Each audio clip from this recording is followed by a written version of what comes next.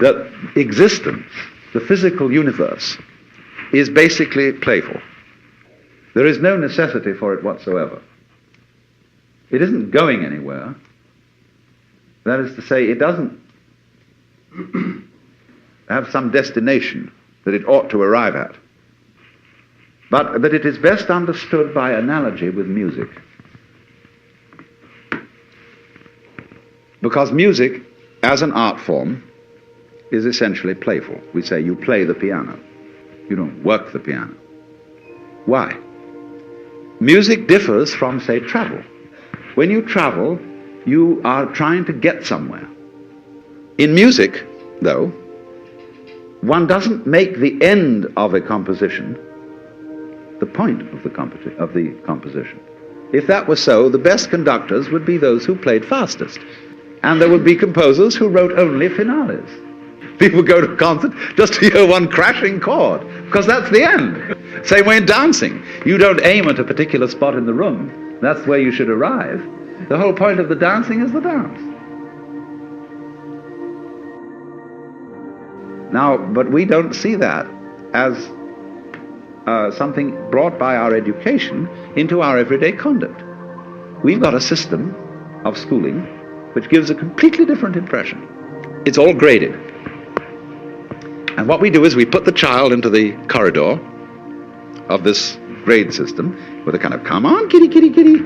And yeah, you go to kindergarten, you know, and that's a great thing because when you finish that, you'll get into first grade. And then come on, first grade leads to second grade and so on, and then you get out of grade school, you've got high school, and it's revving up, the thing is coming. Then you're going to go to college, and by Jove, then you get into graduate school, and when you're through with graduate school, you go out to join the world. And then you get into some racket where you're selling insurance, and they've got that quota to make, and you're going to make that. And all the time, the thing is coming. It's coming, it's coming, that great thing, the success you're working for. Then when you wake up one day about 40 years old, you say, my God, I've arrived. I'm there. And you don't feel very different from what you always felt. Look at the people who lived to retire and put those savings away. And then when they're 65, they don't have any energy left, they're more or less impotent, and they go and rot in an old people's, senior citizens community. Because we've simply cheated ourselves the whole way down the line. We thought of life by analogy with a journey, with a pilgrimage, which had a serious purpose at the end, and the thing was to get to that end, success or whatever it is, or maybe heaven after you're dead.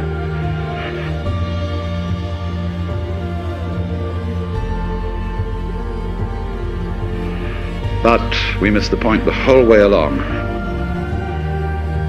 It was a musical thing, and you were supposed to sing or to dance while the music was being played.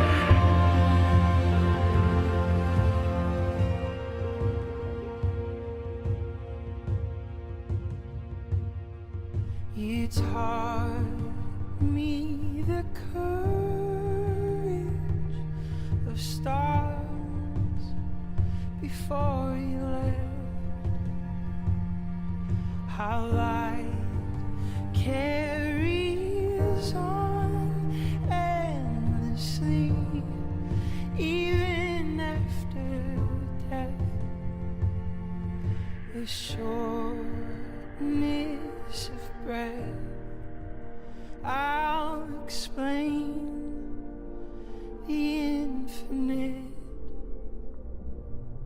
How rare and beautiful it truly is that we exist.